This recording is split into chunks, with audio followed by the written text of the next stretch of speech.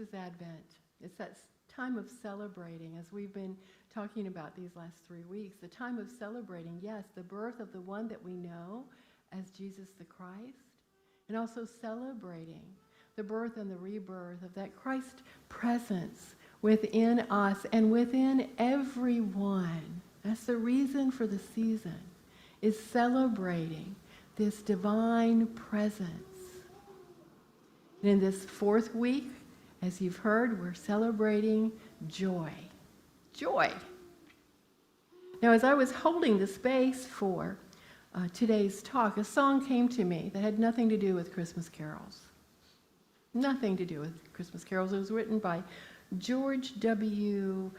Cook 100 years ago, and is sung still today around Boy Scout campfires. I've got the joy, joy, joy, joy down in my heart, down in my heart, down in my heart. I've got the joy, joy, joy, joy down in my heart to stay. And that's what we're exploring today, is taking that joy that is in our hearts, it's in the hearts of everyone, and allowing it to bubble up in expression as who we are. To allow that beautiful joy that does not wish to be contained to bubble up from the love and the happiness and the contentment that we feel, and from that overflow be expressed in this world as joy.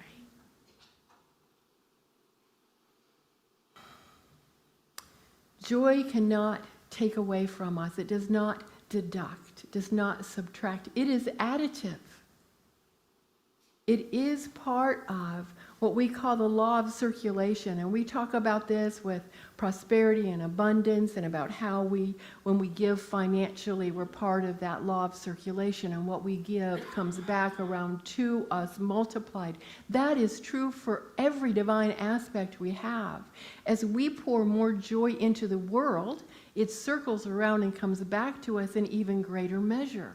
We know that when we're aware of it. When we go out and we're doing our Christmas shopping and we decide we're going to speak and express joy to every person we see. And some of them will not express it back, and that's okay. It just rolls off of us. But some of them will be so delighted that that joy circles around and blesses us in return.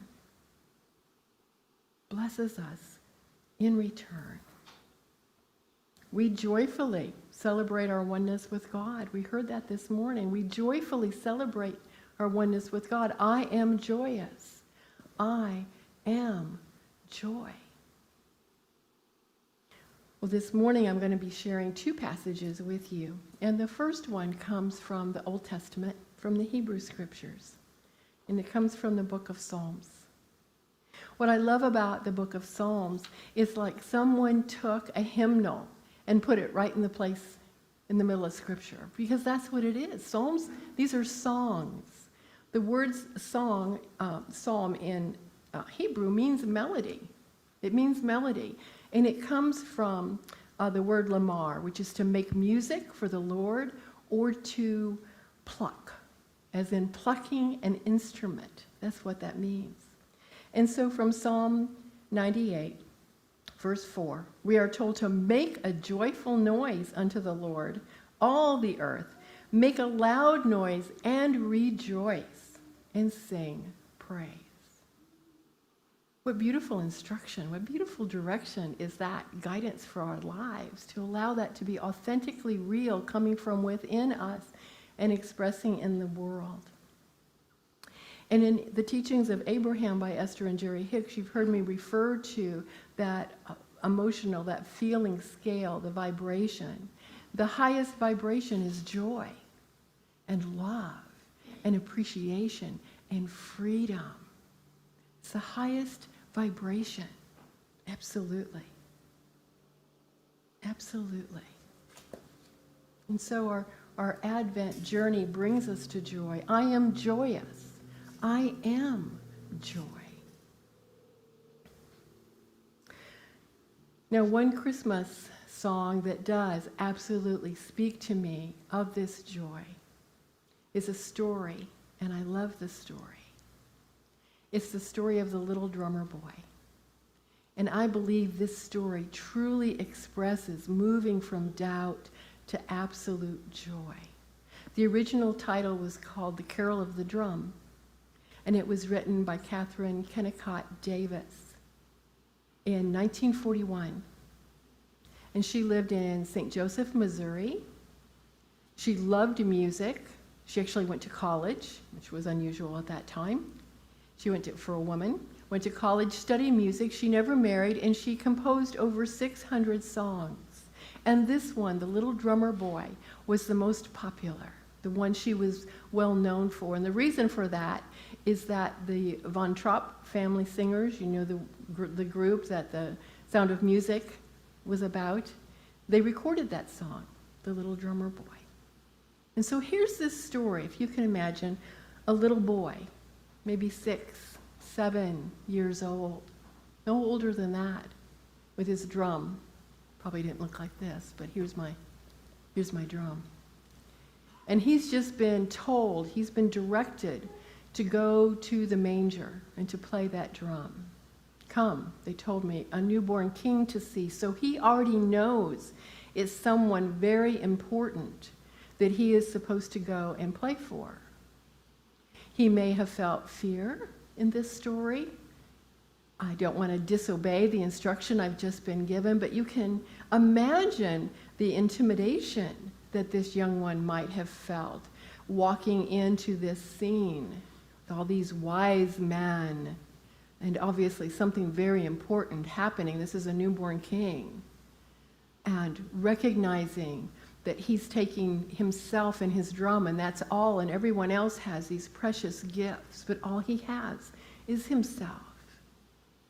And he takes his drum, which represents his skill or his gift to the world to play. And he's uncertain of his worthiness. Am I good enough? Is this going to be good enough? And he plays the drum. And the woman nods at him. The lamb and ox keep time. They accept him, and he plays his drum. And you can almost envision him standing taller, and the drum being louder, and transforming the scene in this story in the manger. Transforming the little boy, going from fear to absolute joy, being accepted and embraced and accepted into this party, this very special party. Well, who of us have not felt that fear, that uncertainness as we've gone into some new endeavor? You know, we've done something for the first time. How many of us have wondered, am I good enough? Is it going to be good enough? Is it going to be accepted? I hope it is. I hope what I bring to the table is enough, but I'm not sure. Maybe I'm not ready. Maybe I need more time, more practice, more study, more something before I feel brave enough to do whatever that is. Well, we face that with life, don't we? With every transition in life, every job, every relationship, parenthood, every obstacle, every joy and challenge. We're facing things for the first time. We're all newbies. But we forget that in our mind when we go to a new endeavor. We think everyone else, just like in this church, if you're new walking into this church, you think everyone else has been here for 20 years or more. Then you find out the person next to you has been here for 3 weeks. Whoops. And you don't feel so new anymore. Because everyone had to have a first time. Everyone had to have a first time. And when we remember that, when we remember we are all newbies on this earth, or if we've been here before, we don't remember, and we're all doing the best we can in every situation, and we're gaining confidence with everything we do, everything that we succeed at, and we're learning from those things we don't succeed at. And it's so much easier than to make a joyful noise, to allow ourselves to reveal the joy we are, even though we're still feeling vulnerable. Makes it much, develops our confidence to be willing to try something new. something that's placed before us. And I love that. I love when I see that happens. Lee Hooten, she's probably not going to be happy about me telling this, but she's featured in an art show. And it wasn't her idea, it was her daughter's idea. And her daughter kind of nudged her. I think she went so far as to like fill out the forms and then tell her about it later. How marvelous is that Lee's going to be featured in this art show. When we build the confidence to be authentic in our joy and in our love, we bless our planet. We bless our universe. We step into the law of circulation. It comes back to bless us. We are vibrational beings, and each time we allow ourselves to express that authentic joy, we're loving our world. We're loving our world into being. The second passage this morning is from Galatians.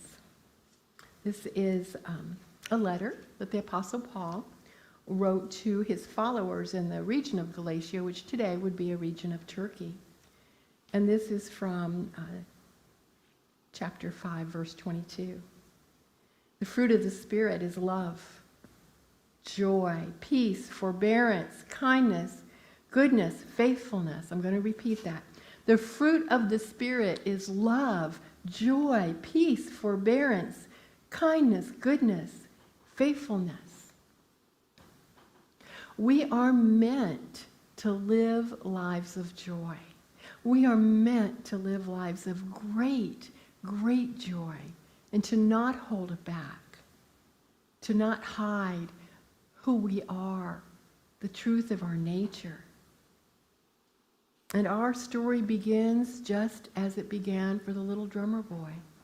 Our story begins the same way until we turn within us and we find within us the strength, the imagination, the wisdom, the love, the zeal, the life, the power that resides within us to be the expressions that we came here to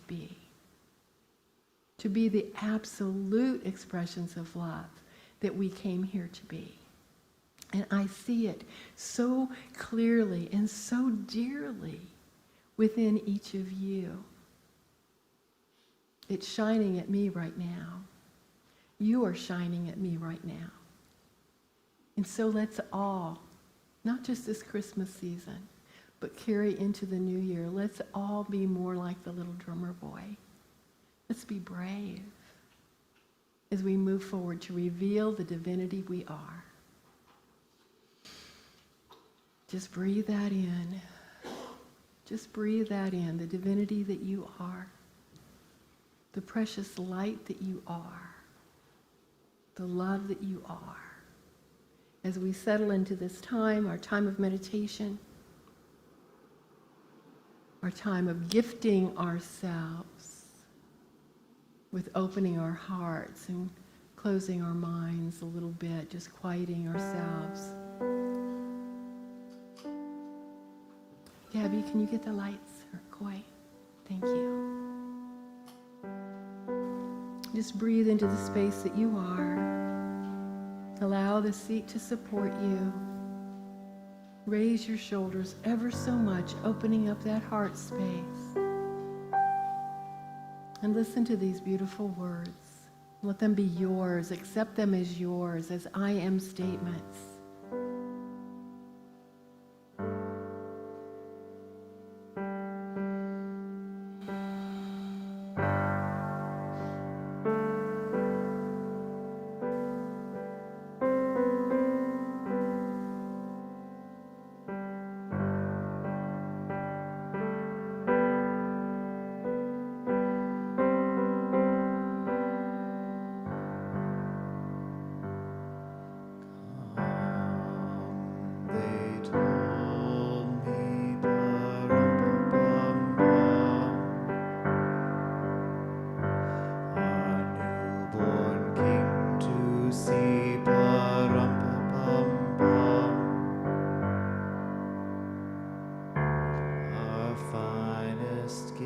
We bring pa-rum,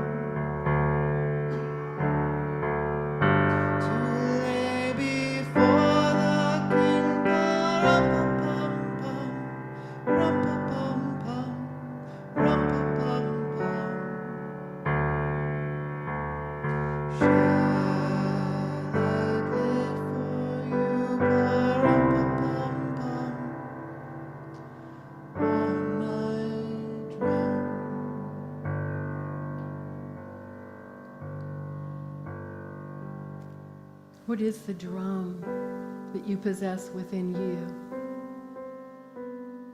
Ask yourself, what is my drum? What are the gifts that I am bringing to this world? What is uniquely mine to be? What is uniquely mine to give?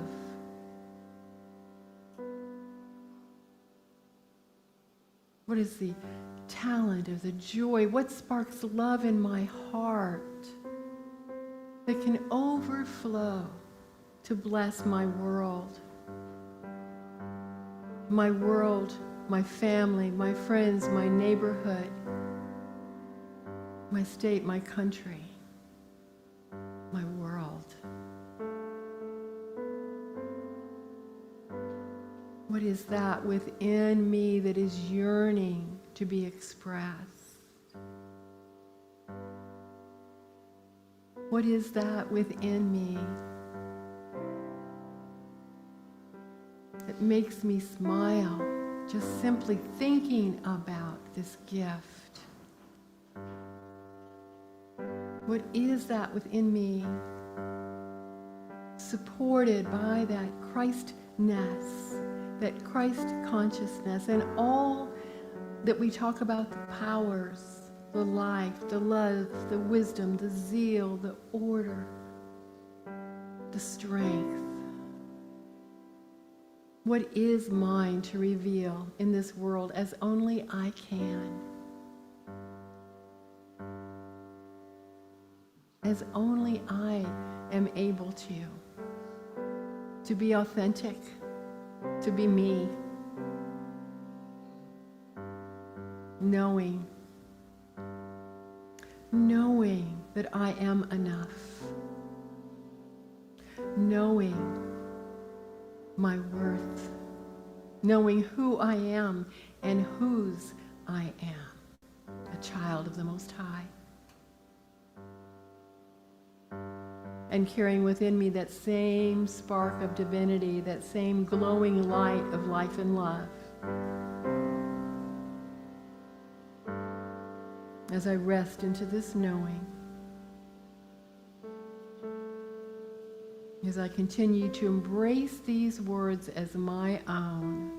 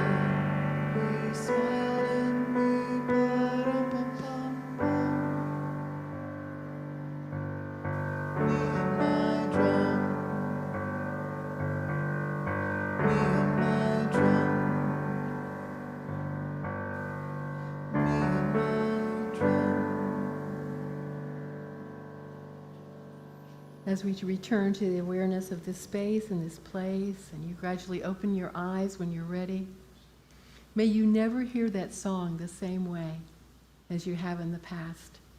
Accept this as your anthem. Accept this as your North Star. And so it is.